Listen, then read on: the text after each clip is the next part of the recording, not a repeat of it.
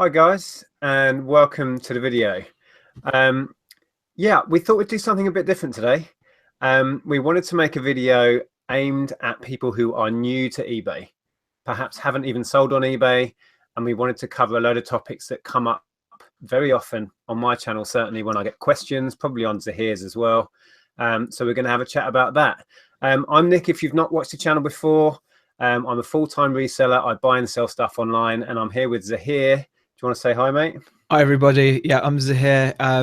We've got a YouTube channel, Zahir and Rebecca Reselling. I got into reselling because of this man, Nick. Um, pretty much, he's the one that gave me that nudge. I suppose that's something we'll be able to touch on later on. Sometimes you need that little nudge, don't you, to get going? And since then, not looked back. Yeah, it's a good point. And part of the reasoning for wanting to do this was there are a lot of people out there. We tend to forget because we've both been doing eBay for a long time. I've been doing it since the late 90s. And you forget that everybody starts somewhere, and eBay can be quite daunting. A lot of people hear a lot of things about eBay and they're not quite sure whether they want to jump in. So I've got a list of topics that we're going to touch on that hopefully will help people who are just getting into it or just thinking about starting. We have a side chat going, so if you guys have got any hints or tips that you can chime in with, that's cool. Let me just see who was first in. Oh yeah, it was Karin, sorry, it was first in today. So that's the plan. Like I say, I have a few topics. We're going to touch on those. I'll put my input in and Zahir will, and if you guys in the chat have got some extra things, just add them into the chat. And sometimes even for the experienced people out there, it's just, I think sometimes it helps to just hear things again, because you can fall foul of the most basic rules sometimes yourself. It happens to all of us.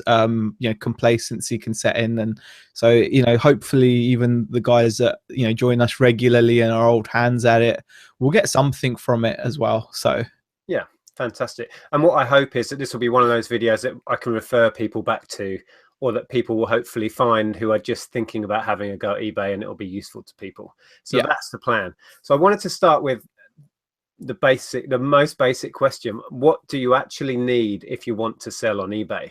And the beauty of that is these days, pretty much, if you've got a smartphone, you're there. Because when I started, you had to have a PC with internet connection, which not everybody had back in the 90s. And you had to have a digital camera, which were expensive and pretty crappy back then. These days, everyone has a PC or an Apple in this case in your pocket. And with the eBay app, what more do you need? You know what I mean? I mean, yeah, you're pretty much there. I mean, in terms of, I think if you were to give advice to someone starting, the smartphone is a great place to start because everyone's got one. In terms of other equipment, the only other thing you really need is to make sure that you're prepared. So when you do get your first sales coming through, make sure you're prepared with. It's the simple things really that can make your life so much easier. Make sure you've got a good pair of scissors. Make sure you've got a printer and paper. Make sure you've got ink in the printer. And I know these sound like really suck egg things, but it's not long ago, even regularly, not forget long ago, it still happens to me where I will run down and to literally the last bit of bubble wrap, or for example, packaging material. I'll run down to my last bit of packaging material, and then a job that would have taken me 5 minutes and would have been stress-free suddenly becomes a stressful job, because you need to then somehow make sure you can make up some other form of packaging to package your item and ship it off within your set delivery time. It's a good point, because if you are thinking of having a go at eBay and putting some stuff on, hopefully you're going to sell that stuff. Yeah. And when those sales come in, if you're not prepared, if you haven't got some cardboard boxes or some packing tape, or like you say, a printer with ink in it, you're going to suddenly go, oh, now what? Yeah. So yeah, but the point of what I was trying to say was these days, most people are pretty much prepared and set up to sell on eBay if you've got a smartphone. The only other thing you will have to do is to get a PayPal account. PayPal is basically the money, the site that receives the money on your behalf. You will need a credit card to sign up to this site, and then people, when they buy your stuff, the money goes into your PayPal account. And It's pretty much as simple as that. So that's not difficult to set up, but that is one thing you need to be able to sell on eBay these days. You have to have a PayPal account. And it's probably worth also touching on in terms of eBay and PayPal. When you first start, there are going to be restrictions on your account, so that you're not taken aback when you go into it.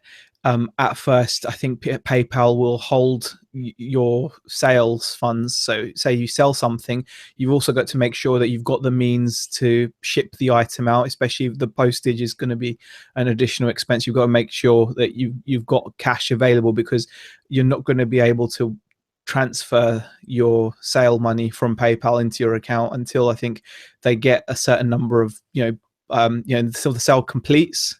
Yeah, I think they've got those kinds of restrictions as well, haven't they? it's a good point. I mean, obviously, I never Yeah. came across that because I set up my PayPal account way back when it first Yeah. started.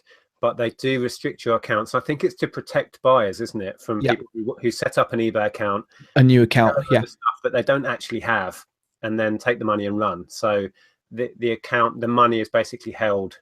So yeah, don't panic. It's a really good yeah. point, actually. If you do start on eBay, it's like, and you want your money instantly, it's not going to happen, unfortunately. And the other side is sometimes, even within eBay, you're going to have your restrictions as well at first, aren't you, in terms of how much you can list? Because I think you'll find that there's listing restrictions in terms of, so you say you can't suddenly go on to a brand new eBay account and list like 1,000 items. There'll be a restriction in place. But further to that, there will be restrictions within categories, especially certain more high value categories. All right. Where you will only be able to sell a certain number within a 30-day period of that particular category. So you might not have hit your listing limit, but that's just something to be aware of. So just be aware that at first that you have to grow this. There may be a few stumbling blocks. Yeah, but for the average person who's going to have a go, it grows with you at your pace, really. And if you do, I remember I was speaking to somebody not long ago who reached their limit, I think, in amount of listings they could put on, and they phoned eBay up, and because their feedback was fine and they kept their account in good standing, eBay were perfectly happy to extend those limits anyway. So yeah, don't worry about it too much. Second point I wanted to touch on is something that comes up a lot, and that is, do you have to be a business, and do you have to register as a business to sell on eBay? The quick answer is no, as long as you're only selling your own stuff. If you want to sell off some of your clothes out of your wardrobe, if you want to sell some of your DVD collection or whatever it is, that's fine. You don't have to declare that. You don't have to tell anyone, like the tax office, about that. But if you go a step further and you start doing what we do, going out looking for stuff like this in order to sell it on for profit, that's when you've crossed that line and you need to let the HMRC know. Yeah, I think it's very much about intent. If you've bought something with the intent of selling it on to make a profit, as soon as you've done that, you at that point you must register, and it doesn't matter whether you're not going to be selling nearly enough to even register for paying any tax, etc. It doesn't matter. It's technically you should at that point get yourself registered with the HMRC as a sole trader. So yeah, definitely. Yeah. But if you are literally just starting, if you're watching this video and you're thinking, I just want to sell some stuff around the house for some extra cash, don't worry about it. Yeah. You can have a personal account that you might use just as a buying account, and you can just list your stuff on there and don't worry about it. It's just when you take that step to wanting to make money out of going out and buying things in order to sell them on, that's when you have to think about declaring it. Going back to the point we were saying about limits, Gaming Now and Then said, I had my second eBay account less than a month and they put it up to 190 items. So they do increase those limits for you. So don't panic too much. Yeah, and Oliver makes the point, there's no need to declare up to £1,000 profit. There is a scheme where you can generate up to £1,000, but we're not going to go into that in detail here. You can Google that anyway. And if you do have any questions about tax or HMRC, the best people to ask are HMRC. You can ring them up and they will answer all of these questions for you. So don't take in-depth advice. I'm not going to give you any because I don't don't want to give out tax advice anyway. The But funny thing is, it's one of the most commonly asked questions. I mean, you can see on other reselling channels as well. I think tax comes up an awful lot. Um, and I think the basic of it is, like I said, if you have any intent of making profit, I mean, believe it or not, I think even if you have a YouTube channel which you have monetized, and even say if it's only bringing in a couple of quid a month, in theory, because it's profit on your work, you should actually register with HMRC, shouldn't you, to actually declare it, because you've made money. You've technically, created it's, so any even if you're getting like 30 pence a year or something, technically you should. I mean, they probably won't say anything to you if you don't, but I wouldn't risk it. So actually going back to the £1,000 HMRC allowance, apparently Gary says it was never bought in anyway. I think they right. did backtrack on that, didn't they? So yeah. Anyway, um, yeah. Next one that I thought was for somebody who's new to eBay, it's really hard to get in my head somebody who's not used eBay, because it has been that long for me. It's just a way of life for me. You imagine being brand new to eBay right now, you might just basically think, how on earth does it work? And we throw out terms all the time like good till cancelled and buy it now and all of this. And to a newbie coming into some of these channels, I thought about it today, it's just going to be, it won't make any sense whatsoever. So if we just outline basically how it works and the different listing formats, I think that could be really helpful. I mean, eBay used to be an auction site. Everything was listed on auction. So you'd put your phone on and you'd start it at a tenner maybe or whatever, and people would bid on it, and it would get to a price when the auction ended, and that's what it sold for. Then they introduced another option, which was buy it now. So you could just set your price. So you could list that at £200 and see if anyone bought it. And that's the two main ones. I mean, they have added to it over the years. So do you want to touch on what else they've brought in as well? Well, apart from auction and buy it now, I mean, those are just the main formats as far as I'm aware.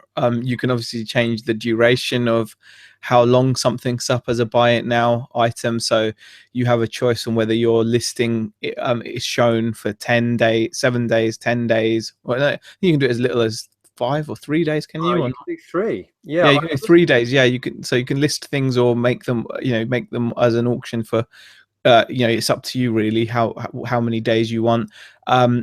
It can also be beneficial to check when some people like to have their listings ending on like a Sunday night when people are at home, so it can sometimes pay to make your listing go live so it ends at a certain time, or go live at a certain time depending on when's most busy. well, that's a really good point, and that really comes into play with auctions, because you want as many eyes on your listing as it's coming to its end as possible. It's not so important with buy it now, because that's just going to sit there until somebody fancies paying the price for it. But with auction, yeah, and the commonly held belief is like Saturday evening, Sunday evening are the best times, because people are going to be sat around on their sofa browsing eBay, is the theory. So ending your stuff, if you're going to do it on an auction format, even buy it now actually, because your item will get promoted as it comes to its end. If you can structure it so they're going to end weekend in the evenings, that the general theory is that you will get more bidders at the end. So yeah, it's definitely worth thinking about. And when it comes to the terminology, again, eBay's own website is brilliant for asking these questions. If you go into their, they have improved their website in terms of the availability. Like you'll often see when you're navigating the website, you'll be able to see help and contact along the top, and if you click on that, you can often find the answers to most of the questions that you might have. So if you've got any kind of confusion about how to list something or whatever, at least the basics of it or the mechanics of it, it's pretty good actually to be able to browse the topics to get any quick answers that you might need. Definitely. Indie Chick just put in the side chat, I thought that a buy it now or bin, it's normally abbreviated to bin. I thought a bin item was something that someone had got out of the skip. Okay, let me just read through it, see if there's anything else. Karen says, I do 5-day auctions from Tuesday to Sunday, so ending on a Sunday, as we were just saying, for stuff that she wants rid of. So yeah, ending on a Sunday. That tends to be the general thought, that that's the best day to finish them. I'm just scrolling through here. Someone was asking as well, how long has best offer been on? eBay introduced a new thing. Well, new. I don't know how long it's been. Like 2 or 3 years, I think now. It's been there since I started best Yeah. offer, I think. Which, so you can have your, let's go back to a phone, for example, you can list your phone at £200, but you can then put a little option where the customers can make you an offer. So they can say, will you take 100 for it? And you can either decline or you can make a counter offer. So you can kind of get into a bartering scenario where the buyer has 3 chances to make offers and you have 3 counter offers you can give. I find that really good, actually. I really do use that. Yeah, best offer is brilliant. It can, you've got to be careful with it because obviously it can lead you to overprice things. Because you think, oh, I'll put this up for a really high price and I'll get an offer, and there is a possibility that if you price way too high, then you could completely put off people from even making an offer. So you've got to still be, still do your normal research and try to find out what the completed listings sell for, etc. Indeed. Just having a quick look at the chat. Hold on. Ooh. Okay. The next thing that I thought was, as a complete newbie, a good question would be, who pays the postage cost? Because you've got to get, you sell your phone again, and now you've got to get this to a guy in Yorkshire. So who pays for that? And it's a really good question, because you go into eBay and you'll see, if you're a newbie, half the listings, it seems, have free shipping and half are paid. So what's that all about?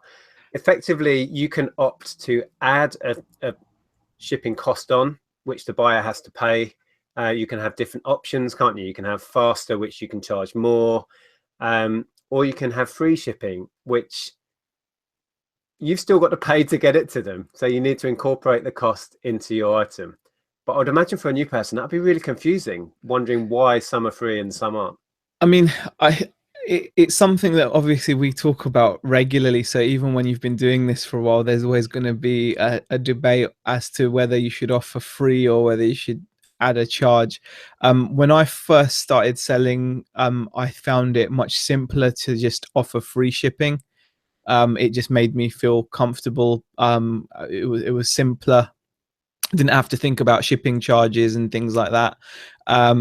But at the same time, that's a problem, because if you when I say you didn't have to think about shipping charges, I meant more just, I don't know. I just meant more for my, I like the fact that eBay have a filter where customers can search items with free shipping.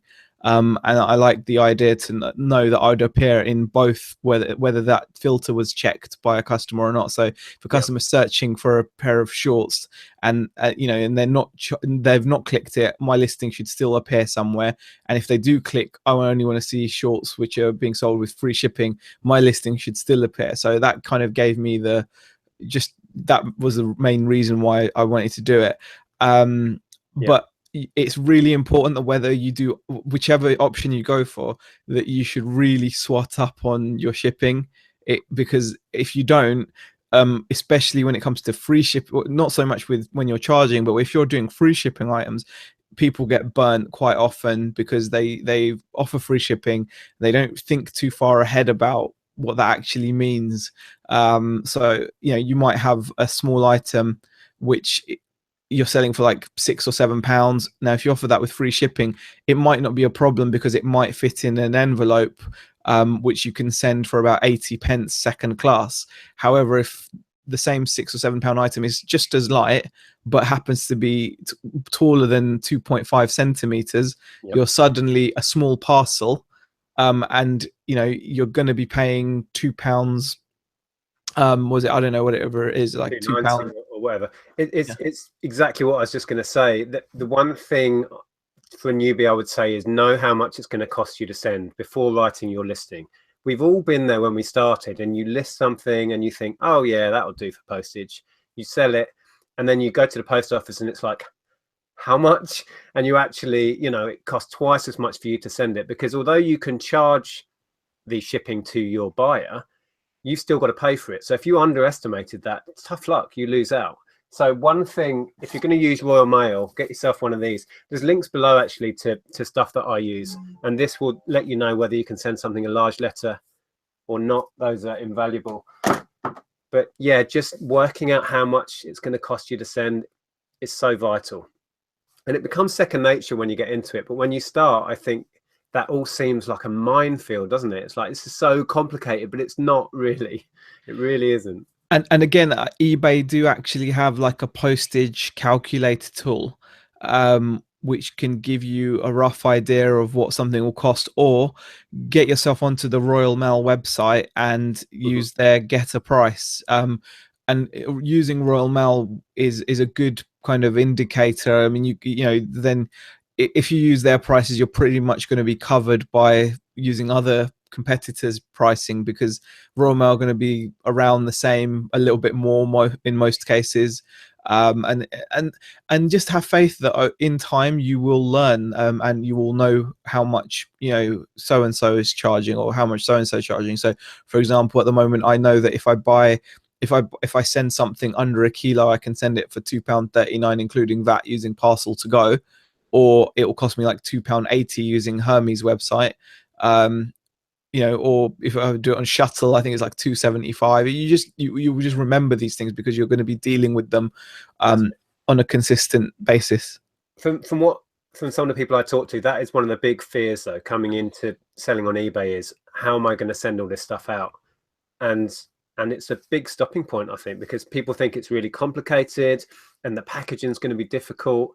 And it's just about having a little bit of forethought to know how much it's going to cost, as we were just saying, and a little bit of forethought again to have some packing supplies ready to go. And then it's not too difficult. You just got to jump in. And as Zahir said, after a while, you'll kind of know off the top of your head how much something's going to cost to send out. Yeah. And also just, it really does pay, especially I think sometimes when people are selling off their own items, and they, you know, they sell something, you know, that's valuable, it really does pay to know the kind of loopholes or the quirks. So what I mean by that is oversized items will then incur a separate cost. So these prices that we're talking about, they suddenly don't apply if your item is over a certain length.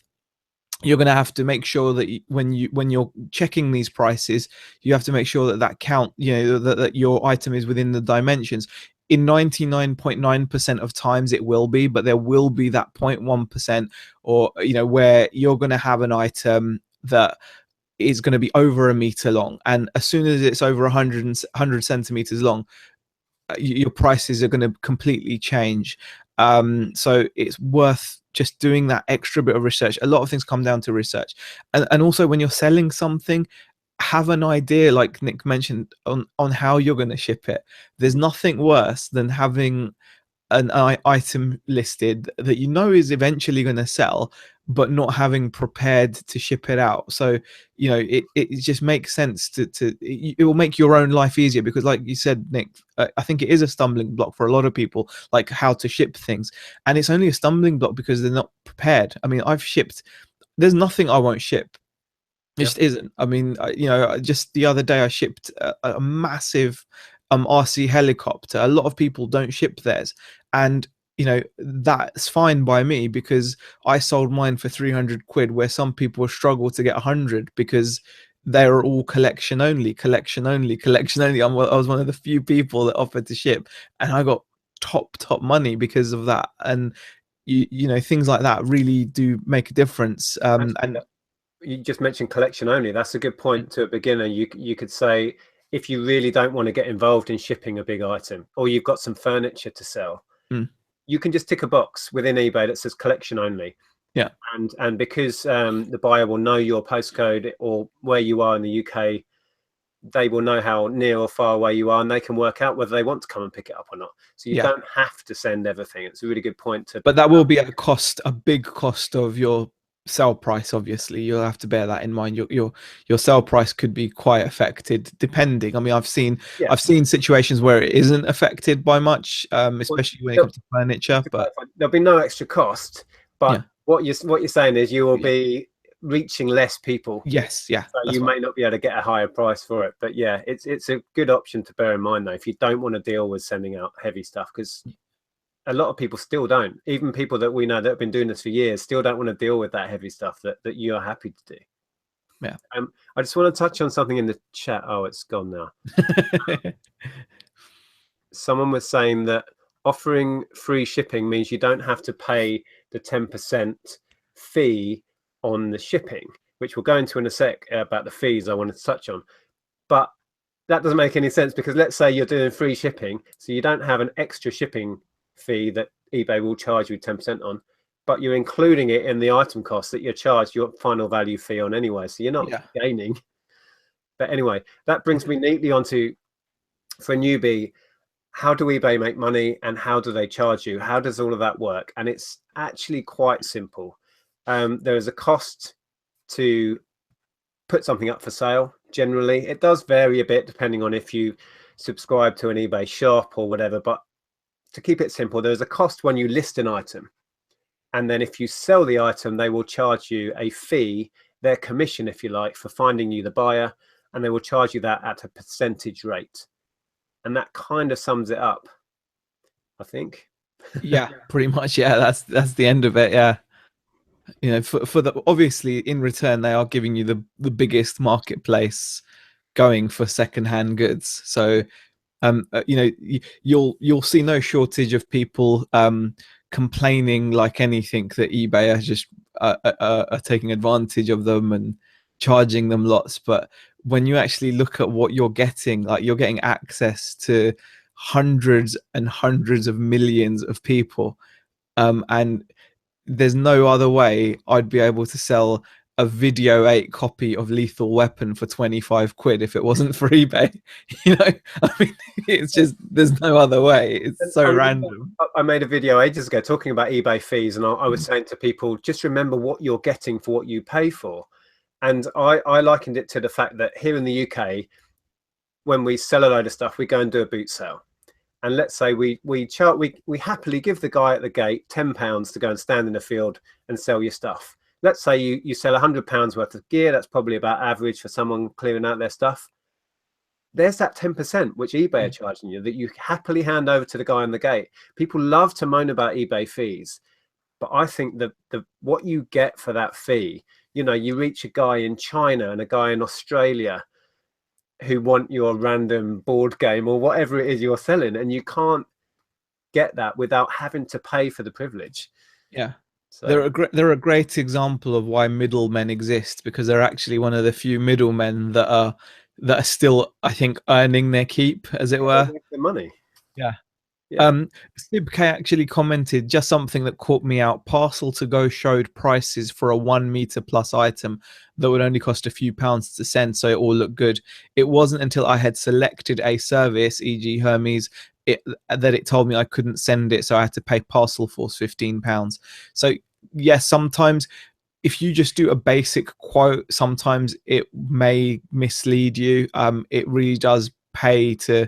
Whenever I've got something that's especially awkward size, I will make sure that the weight, because the weight's the other issue, and also with when it comes to the dimensions, when it's over 1 meter, even there's limits. So overall, depending on what other dimensions you've put in, it may have gone through, it may not have gone through, because if it's over 1 meter, a lot of places like Hermes won't take over 115 or 120 centimeters. So if it's over, you might think, oh, it's over 1 meter, that's the price. But if suddenly you're over 115 or 120 or whatever their limit is, then suddenly they won't take that either, because their max is that. So yeah, again, it's a case of you will pick that up. Exactly. I mean, you'll learn that as you go. And most people, when they start dabbling in this, they're going to be selling a pair of shoes, some clothes out of the wardrobe, some DVDs, and you'll just learn that as you go, and as you get braver and start selling bigger stuff. So Yeah. don't panic too much. If you just joined us, we've got 172 viewers. We're doing something a bit different today. I wanted to make a video targeted at people that are brand new to eBay, because I forget not everybody has been selling on eBay for as long as us guys. And I get new people coming to my channel all the time. And I wanted to make a video that hopefully I can refer people back to, or that will just help the subscribers that I have and Zahir has that are new to this and don't sometimes understand what on earth we're talking about. So that's what we're doing today. We touched on, or I touched on a minute ago with eBay, you can reach a guy in China, a guy in Australia for not a great deal of money. And that brings up the question, can I sell worldwide? And if so, how do I do it? And fairly recently, they brought in a kind of fail-safe way of selling internationally called the Global Shipping Program, which I'm a big advocate for. I know, Zahir, you don't tend to use it as much because you do your own international shipping. Yeah. But it is a great system, particularly for someone who's new to this. Do you want to touch on how the Global Shipping Program works? Sure. Global Shipping Program is fantastic. I'm still a big supporter of it simply because it did its job, which was encouraged me to sell internationally. And then once I've gotten confident enough, I suppose I saw it as maybe like a stabilizer on a tricycle. I now feel like I can do my own shipping because I saw other benefits. But for someone starting out, Global Shipping Program is immense. It's a way, when you're listing an item, you just tick a box, and if your item is is eligible, is that the word? Eligible, yeah. Eligible, yeah. I can never say that word. Eligible for the Global Shipping Program. Now that is a key point. If it is eligible for the Global Shipping Program, eBay will then automatically work out all postage costs to all the countries that they serve. And all you have to do is ship your item to a UK a shipping center, Yeah. and once it reaches the UK shipping center, you're pretty much then covered for anything that happens to your parcel after that. So if the parcel arrives to the customer in their country damaged, eBay will take the hit on it. You'll get to keep your money. The buyer will get to keep their money as well. So in a way, it's open to nefarious use by certain buyers. But yeah, it's a great way of taking the hassle away. They work out all custom charges, but the thing is, you don't have to work out custom charges yourself anyway, really. But it's nice that they do it for you, because there have been many threads in the past where customers buy items from overseas sellers, and then they get really mad when they find out that they've got to pay an additional 10, 20, 30 pounds because their country, whichever country they live in, whacks on a tariff. And that's not your fault as a seller, but the buyer doesn't see it like that. And sometimes what happens is, it causes just unnecessary hassle. So the Global Shipping Program charges everything up front, so it's black and white for the buyer. What you just said kind of is a great advert for the GSP, because it so simplifies the whole thing. And essentially what it means to somebody in layman's terms is that you can just sell your stuff within the UK. You can send to this, they've got a couple of warehouses now, so just send it second class through the Royal Mail, first class, whatever you choose. And to all intents and purposes, you're just selling your stuff within the UK, but eBay is selling it on to anywhere in the world that they cover. And that part of it, it's no business of yours. It doesn't matter. You don't even know where the address is. I don't even think they give you that, do they? No. You can work out the country by a little code on the parcel, but it takes all of that hassle out of your hands. And I think it's a wonderful thing they introduced, and it makes international selling on eBay. Going back to the original question, can you sell worldwide on eBay? Yes, and with GSP you can do it fairly simply. I just need to dip into the chat because Krillin super chatted me $5. Let me see what he said. I charge shipping because fees on promoted listings are only on base price. Okay, so he doesn't get charged the fee on shipping. Is that right? Yeah, I guess also, so. I do 50 off sales plus is only base. Oh, I'll have to ask you about that after. I'm not quite sure I understand. Jason super chatted £2, says good useful info. Good to see Zahir happier. Were you not happy? Oh, you were. I think I've been a bit ranty in the last couple of videos. I've been a little bit negative. I don't think you were too bad. You were just saying how it was, how you felt. Oh yeah, yeah, it's you know, it's We all have days and moments like that. yes, I You're think just I've working been a out what little bit sort of score you negative. want. I'll admit I've been a little bit negative. I think I've been on a few rants and but yeah, I'm good, guys. I'm good. I'm good. If anyone's new to my channel, there is a link to Zahir's channel below where he does other things other than rant about stuff. Okay, let me see what's going on in the chat. Oh, blimey, loads. But There's a lot of varied opinion about GSP. It does divide well, sellers I on mean, eBay. like with anything, there's good things and there's bad things about it, right? What I would say is if you're new, it's perfect. And in a way, it's probably better for you to maybe start off using that so you're not losing out on international buyers, because international buyers do use it. They may not always like using it, but they do use it, so at least you won't be losing out on international sales at first. And then if after that you become more proficient or confident in pricing your own items internationally, then you can do that. So for me, global shipping program is fantastic for that reason. So there's no point in saying, oh, doing your own shipping is way better, GSP is rubbish. But if you're new, it could be just too daunting. I mean, it's daunting enough for people to figure out postage domestically. And a point about that is, how many times have you had a customer return an item to you over the years where they have been upsold essentially at the post office to send you an item via special delivery, and paid like £7 or £8 when you get it back, when you only paid £2 or £3 track to get it sent out? Happens all too often, and it's because people don't know what they need. They go to the post office to send something. The clerk at the post office will often say, I hear it all the time, does this need to get there quickly? Does this need to get there urgently? Does this need to get there tomorrow? They ask leading questions, and it's basically sales, and they ask leading questions. And when the customer says yes, some customers don't, they're not savvy enough, I guess, to ask, well, is there anything cheaper, or what's the price? If they say yes, if they say yes, it needs to get there tomorrow, they'll be okay. It costs this much. They just give you one price. They won't sit there and tell you, well, special delivery will get there tomorrow guaranteed for £8, but first class will probably also get there tomorrow, but we have to say probably, but it will. But that'll only cost you £3. But they won't say that. They will just tell you, it needs to get there tomorrow. There you go. Yeah. So well, it just goes back to what we were saying before. Just be a bit prepared. You can go onto Royal Mail's website and find out exactly what you're going to be charged anyway. yeah. So So yeah, you can question that when you're there, but it happens all too often.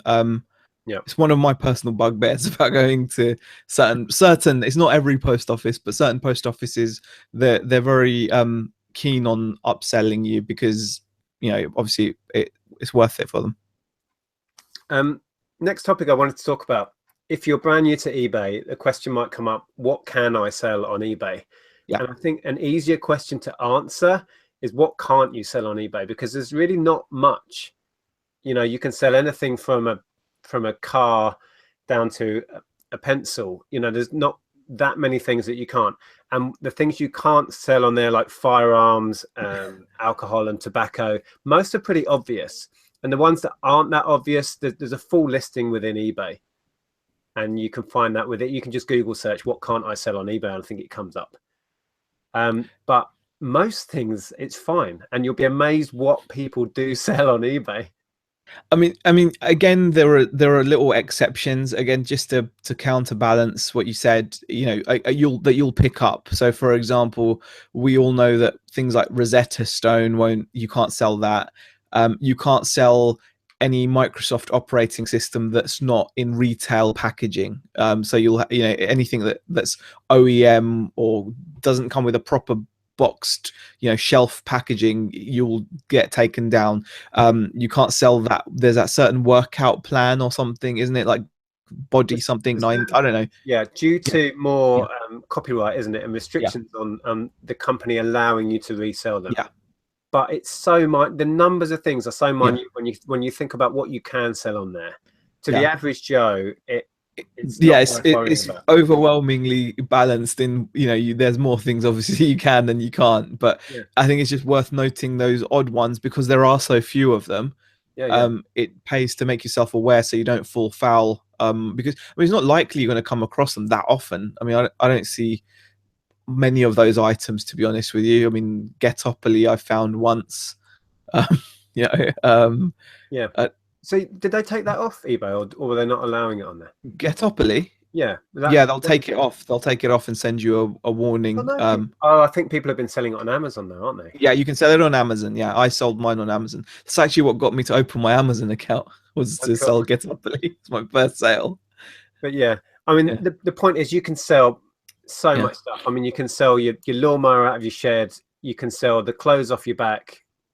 You know, there's categories for all of this stuff, yeah, and people do fantastically well selling just crazy stuff. I mean, just behind me, I've got a pair of skis, a bread maker, you know, cuddly toys. It's yeah. just, yeah. And People are just, coming in with some of the things that you can't sell. oh, here we In go. the Yeah. chat. That's the, I mean, I'm not saying, you Met know what I'm stab saying. vests. There's There you more go. stuff you can sell than you can't.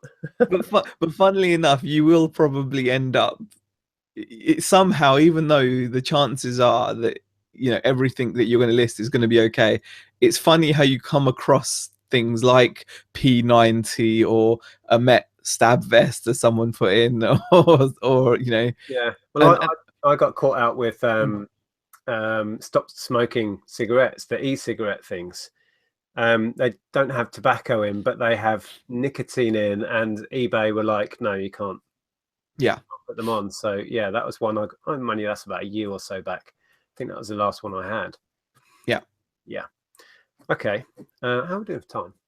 Oh, we've been going 45 minutes. Um, Another question that I think, or another topic that puts people off jumping in, because people shout about things loudly when they have a bad experience. And I hear people that are new to eBay or thinking about it worried that they're going to get ripped off. And as I just said, I think if you have a bad experience, it sticks with you and you're likely to talk about it. You're likely to rant about it on Facebook or whatever. And I think you get a sort of skew with idea of how bad it is on eBay. I mean, how often do you think you come across a scammer, for example? Well, I think your return percentage should say it all, really, shouldn't it? I mean, just look at overall out of how many items you sell. Most, eBay themselves will kick you off if you've got over 5%, won't they? And I don't know, like your returns rate or something like that if you have defects. But most people's returns percentage is, I don't know, like really low, isn't it? Like 2% and stuff. I mean, it Yeah, just I don't doesn't know how much happen. mine is. I don't even know. Yeah, I mean, I'm for a show that's about info. That was a bit vague and probably bit of misinformation from me. But what I'm saying, what I'm trying to say is, yeah, the reality is different. I think the problem is, like you said, is when something goes wrong for someone, they will shout it from the rooftops. And also sometimes national newspapers will pick up stories about some poor schmuck that's lost his £600 iPhone that he tried to sell, and he got scammed by a unscrupulous buyer. But then on the other hand, look at the many hundreds and thousands of iPhone sales that are probably taking place this week, that will go off without a hitch. Most do, and most will. There are plenty of things in place to protect you. I do feel safe as a seller. I don't feel the need to worry too much. I've sold some really valuable stuff. I've had no issues. But I'm sure it does happen now and then. I mean, there's been the odd occasion where I've had issues, Yeah, but because overall it's so positive, I can't let the odd that's what I was going to say. I mean, eBay, this is another ongoing argument. Do eBay do enough to protect us sellers? They certainly have plenty of things in place to protect you as a buyer, and they have certain things in place to protect us as sellers. But the ongoing argument within the community is it's not enough, and it's weighted on the side of the seller. But because most of the payments come through PayPal, they have a lot of things in place so you can fight your case if you think you've been scammed. And I've had success with that. Most of the time, actually, I've had success with PayPal. But the point of including this is that I really think that the amount of times people get scammed is exaggerated. It really is. And in all the years when I've been selling on eBay, I don't know what the percentage is. It's 1% or less, probably half of 1% of people that I think are trying to rip me off on what I'm selling. So it's not worth stressing about. I mean, Pete's Retro Collectibles are just put in. I've been ripped off hundreds of times, but I've had hundreds of thousands of sales.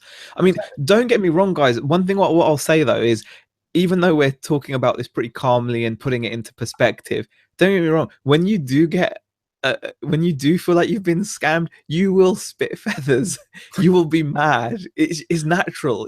Because if you feel like you've been scammed or basically stolen from, of course you're going to feel offended, you're going to feel angry, you're going to scream blue murder. You will, you're not, unless you're like a really saintly person,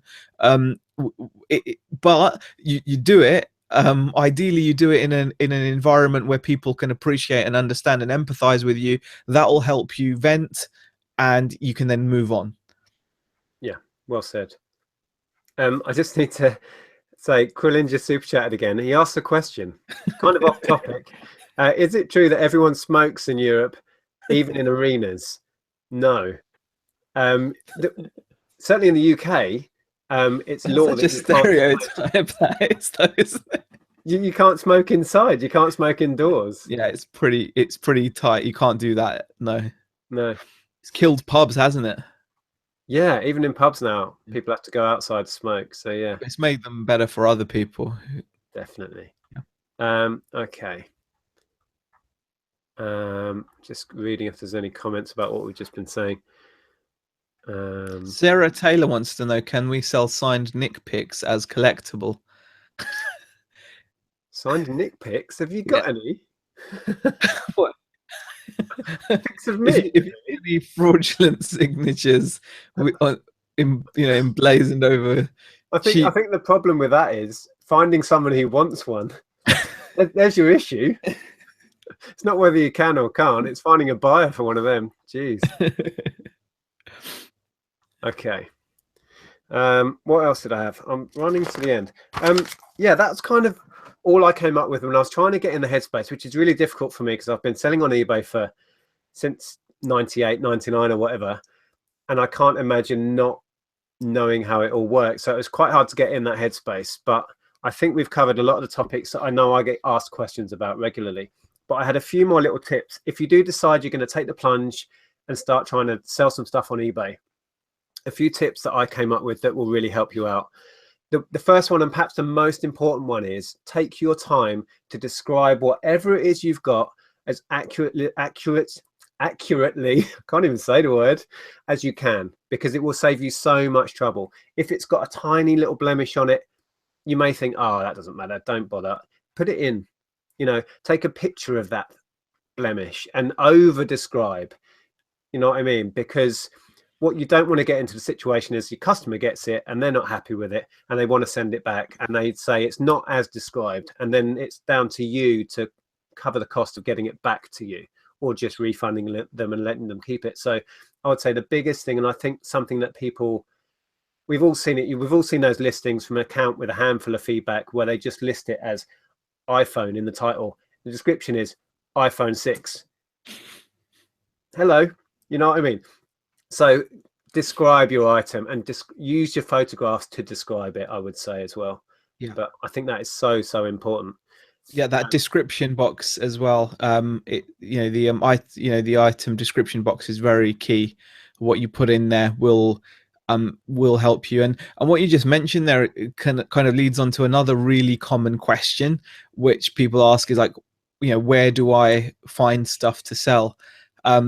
eBay can be a good place to start, and those kinds of listings that you mentioned are great if you want to make a good profit on something, because if you can find someone selling for example an mobile phone, or the other day I was looking at one which was titled imaginatively electric guitar and that was it. Yeah, you can find some absolute bargains. I mean, there was one I think I picked up at auction which was called Bose speakers, and I bought these speakers for 28 quid, and I think I had like 4 pairs which I sold at 100 or 130 odd pounds each, and they all sold pretty quickly. Do you remember those? A little Yeah. that was knocking those out, and it's because people sell on eBay without fully describing their items. Well, it's a really good point. It kind of leads on to the next thing as well, because the reason you can get those cheap is only because other people aren't managing to find them. Because, and this leads on to my next topic, was keywords. And that's exactly it. You managed to find those speakers because other people weren't, because they were searching, I don't know what they were searching, wall hanging speakers, or they were searching something specific, or the actual model number of those speakers. None of that information was put in the listing title. So when people were searching for that, they weren't finding it. Hence, less buyers, hence on auction, it doesn't go up. So keywords is the next most important thing, and something that I think new people won't understand. The only way you're going to sell something on eBay is if somebody can find it. The only way somebody can find it is if their search term matches your listing. And you have to get that in your head. So when you're listing, going back to iPhone again, put as much information in there as you can. The model, you know, whatever it is, the gig size, you know, all of that stuff. iPhone's not a good example actually, but you know what I mean? Think of words that if you were looking for your item, what would you type in? And well, I mean, yeah, I mean, the item specifics are really amazing. Lisa's just, by the way, Krillin's just super chatted again. Oh yeah, Nick's Culture Club worth seeing for $70 plays tonight. If you asked my wife, she'd say hell yeah. If you ask me, no. And Lisa, there is no dwarf hanging behind me, or did MJ come in from the shed? No, it's not. It's actually my Thin Lizzy jacket. Oh, I was wondering. Yeah, I've just hung it up there, just out of the way. Yeah. And all my RC stuff, guys, is just here for anyone that's worried. Yeah, you've had a move. Yeah, I really needed to. Didn't take it down the car boot and flog it off. And I really needed to. No, I had to shut my mouth after I had that rant, because I ended up selling so much more RC stuff, and you know, I felt kind of ungrateful, really. But yeah, what was I saying? Oh yeah, keywords. If you do start selling on eBay, you know, you have to get in the headspace of how is your customer going to find your item. And what Zahir mentioned there was item specifics. Within eBay, they have lots of little boxes where you can put in, it will prompt you to tell your customer what sort of iPhone you have, how big the memory is on it, etc., etc. So fill in as many of those as you can, because people searching will find your item. And that's the key to selling stuff on eBay, is getting a buyer to find your item. Yeah, I mean, it's the very same thing that makes it such a great platform, isn't it? Like you said, it's it, you know, the fact that it puts you in touch with the biggest marketplace of buyers, it means it's also a highly competitive marketplace for sellers as well. Now, you know, when you're listing an item, you've got to make sure that your item does have something unique about it to stand out. And believe it or not, even some of the most experienced sellers on eBay still don't use things like item specifics. I've seen sellers who have got humongous stores, you know, huge lots of feedback. They must have been selling for absolutely ages, over a decade, and they still aren't using item specifics. Now, if you go on there as a brand new seller, and you fill out every item specific box, and you fill out all the photograph boxes, and you use good description, etc., chances are you're going to sell your item quicker, because the buyer is not necessarily going to be that impressed that Mr. So-and-so's got, you know, 50 million feedback. They don't care, because they know that they're protected by PayPal and they're protected by eBay, so that they've got confidence in the platform. Yeah. So yeah. Cool. So I was just distracted by some of the chat. Oh yeah, chat's been flying, has it? Oh, chat's hilarious. The last thing perhaps I want to touch on, which is fantastic because we're nearly at our hour. We try and keep these shows to an hour. Was the importance of pictures, but also not to get too hung up on that. Don't think I'm going to start selling on eBay, I've got to go out and buy a fancy Canon digital camera. Yeah. I do this full time and I use my phone to take all of my pictures. I'm not saying it's the best, but it works for me. It's super quick, and the cameras in these are fantastic these days. Um, Hang on, just sidetracked. Electronic Firing Squad has just super chatted $10. Wow, thank you so much. Let me just read that quickly before carrying on. I'm sure many may not agree, but importance is title, price, pictures, description in that order. Use all the characters in your title. Yeah, that's a good point. Don't repeat words or put item location in title. It's a waste. Yeah, well, the location will be in the listing anyway, won't it? But yeah, no, good point. We are just talking, as you said there, about pictures. Don't get too hung up on having to have the fanciest equipment. But do take time to light your stuff well, and because people, certainly I, as a buyer, I'll go in and I will study the pictures. That tells me what I want to know. I'll look at the description, but it's your pictures that sell the item, and I've said that 100 times. So if you can light your items well, take a good picture, take time to spread it out. If it's a job lot of something, it just pays for itself in no time. I think in that comment, I think what's important to pick out on is, like you said, the camera itself isn't important. You know, most of your phone cameras will now be more than adequate. But if you are going to invest in something, and if you are looking to do this full time, then lighting is really important.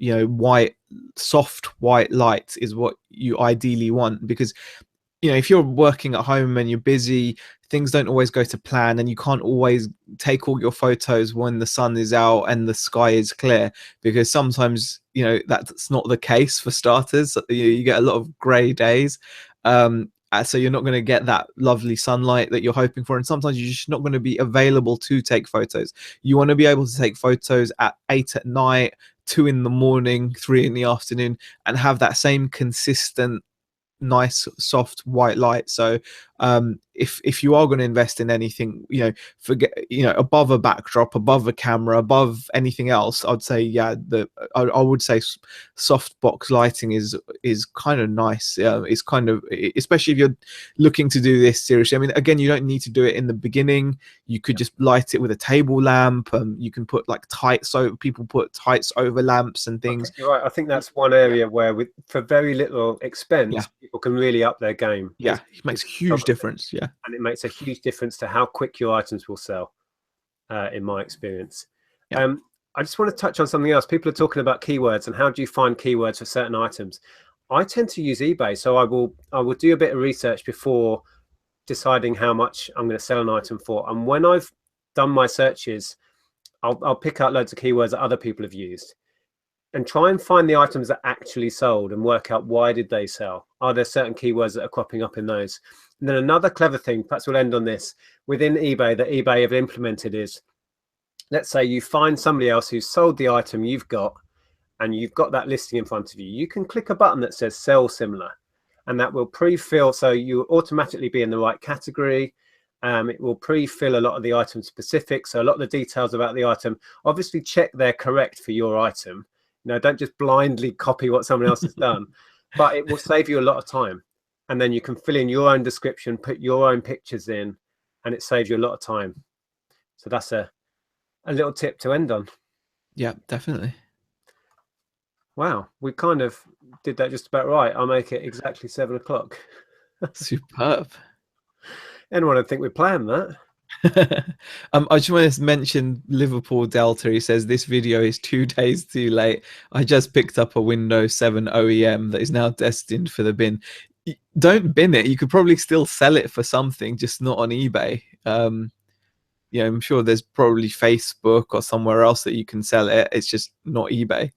So what's the ruling on that? Just quickly, if it doesn't have the packaging. Operating systems, you get 2 types. You get retail, which is what you can buy from the shops and they come in those clear boxes, or you get what's called OEM, which is like system builder versions. So it's the same software, it works the same way, but technically it's only meant to be sold with a particular bit of hardware, so like a motherboard or something.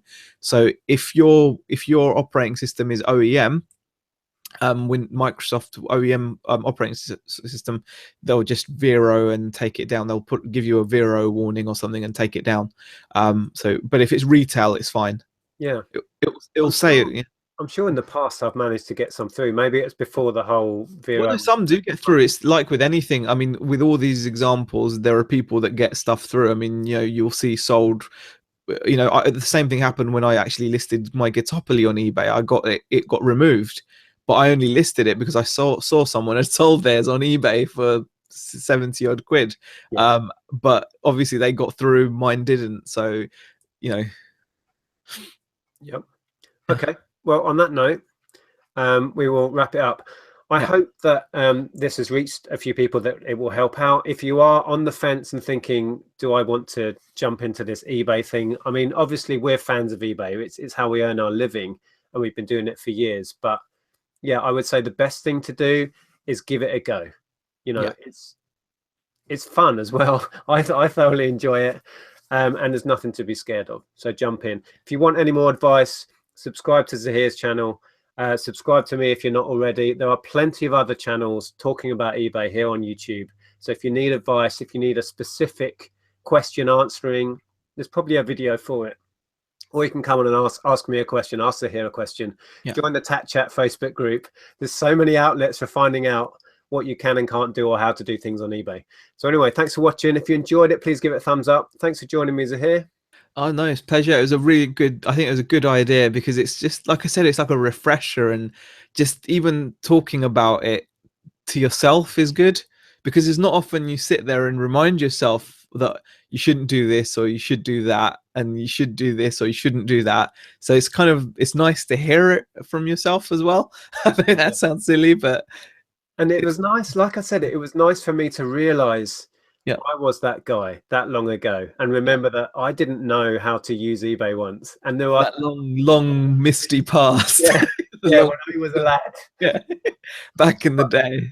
But to remember that there are thousands of people finding eBay for the first time every day. Yeah. So, and I have to keep that in mind. Anyway, we have waffled too long. Thank you so much for everybody in the side chat. Thanks for your questions. Thanks for the generous super chats. That's amazing. Really appreciate that. And we'll see you guys soon. So here we'll be back on Friday with his chat. So check that out, 7 o'clock Friday. Yep. Take care, guys.